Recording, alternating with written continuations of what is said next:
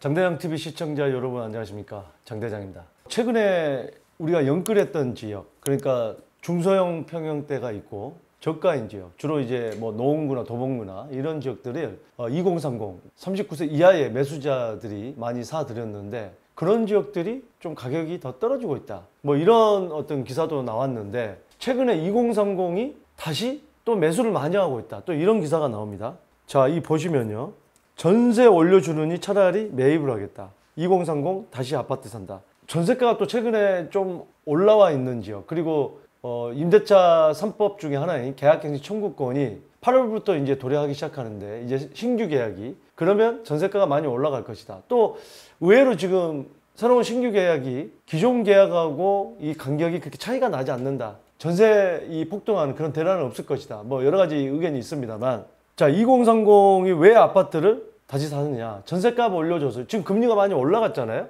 그러니까 전세 대출을, 추가 대출을 더 많이 받는다, 이 높은 금리. 그래서 금리 이자가 그냥 월세 내는 것보다 훨씬 더 높다. 그래서 이렇게 월세가 전세를 추월했다. 4월 임대차 거래 중 50.4%가 월세다. 우리가 지금 이런 월세가 많아질수록 계속해서 그런 기사가 나옵니다. 이제는 전 세계에서 우리나라만 있는 전세 제도는 없어질 것이다. 근데 저는 그렇게 보지는 않습니다. 이런 현상들이 그때그때 정책에 따라서 금리가 높아지거나 낮아지거나, 또 임대차 3법에 따른, 또는 뭐 실거주를 많이 요하는 그런 정책 때문에 이 전세 공급이 일시적으로 줄어들 때, 그때 이제 월세로 전환하는 그런 수요가 많이 나오는 거죠. 또 종부세를 올리고 양도세를 올리고 각종 세금을 올리다 보니까 임대인이 약간의 반전세, 전세금 플러스 조금 더 월세를 더하는 그런 형태의 계약이 많이 이루어지다 보니까, 최근에는 또 어떻습니까? 임차인이 오히려 월세를 원합니다. 올라가는 금액에 대해서는. 전세 대출 받아서 주인한테 주는 그런 금액, 그러니까 그 이자 비용이 그냥 월세 내는 비용보다 비싸기 때문에 차라리 월세로, 또는 반전세, 나머지 부분은 월세로 전환하는 그런 형태의 계약이 많이 나온다는 거죠. 자, 2030의 아파트 매수 비율, 이 전국적으로 또 지금 늘어나고 있는데, 특히 서울을 보면은 3월, 4월에 다시 40%대로 회복을 해서 올라가고 있다. 1, 2월 달 그 전에는 30%로 떨어졌죠. 40%에서 30%로 떨어졌다가 다시 40%로 올라간다. 39세 이하 2030의 매수 비율이 높아졌다. 영끌을 해서 금리 인상 때문에 부담감이 된 그런 매도자는, 가지고 있던 그런 보유자는 팔고 새로운 2030이 또 들어오고 있죠. 그러면 이게 착각을 하는 경우가 있습니다. 2030이 매수를 많이 한다? 집값이 올라가느냐? 그게 아닙니다. 최근에 제가 방송에서 특히 멤버십 같은 경우는 제가 구체적인 지역과 아파트, 그게 많이 떨어지고 있는 단지들을 수치를 보여주면서, 그런 지역들이 뭐 1.5억에서 2억 정도 떨어진 금액에 매수를 하면은 그것도 좋은 투자가 될 수 있다. 또 전세 갭이 줄어들고 있으니까, 전세가는 올라가고 있고 이 매도가는 떨어지고 있기 때문에 굉장히 수익률이 높아질 수 있는 그런 상황이 오고 있다, 이런 말씀도 드렸는데, 자, 이 금리 변화 추이를 보더라도, 자, 2018년 11월 달에 1.75이던 게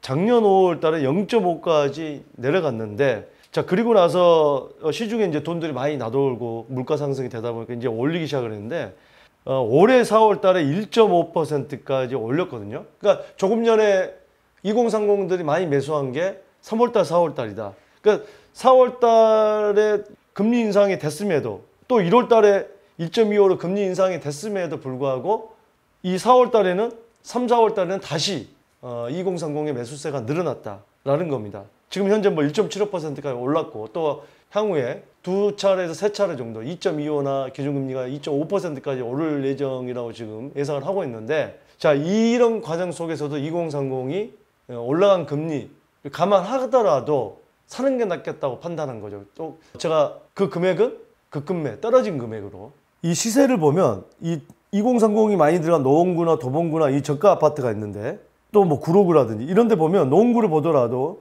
1월 달에 7억 2,300, 2월 달에 7억 2,200, 3월 달에 7억 2,100, 계속 지금 이렇게 떨어지고 있거든요. 자, 구로구 보세요. 6억 9천, 조금이라도 다 이렇게 보면은 떨어지고 있는 수치들이 나옵니다.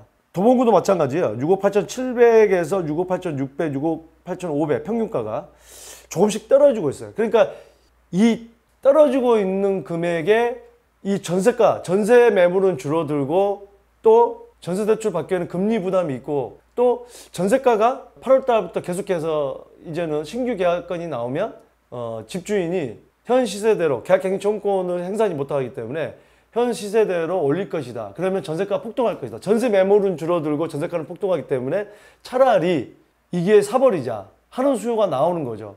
단 금액은 떨어진 금액에. 자, 이렇게 분석을 할 수가 있겠습니다.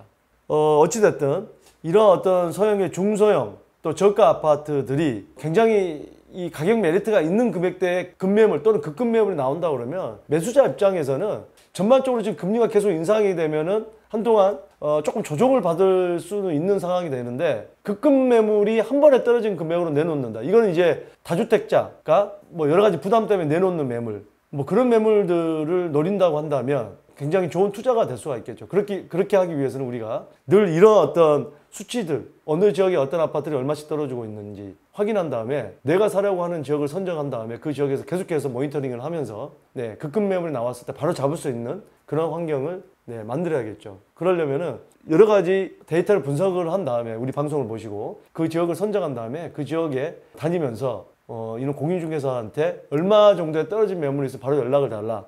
또 그런 사람이 많으면 다른 사람한테 갈 수도 있겠죠. 그러면 중개 수수료도 많이 주겠다. 이렇게 얘기를 해서 얼굴 도장을 찍고 확실히 살 수 있는 사람이라는 걸 각인시키면 좋은 기회가 될 수도 있겠다는 말씀을 드립니다. 자, 오늘 이 영상이 여러분들 미래 계획 하시는데 많은 도움이 되셨길 바라겠습니다. 감사합니다.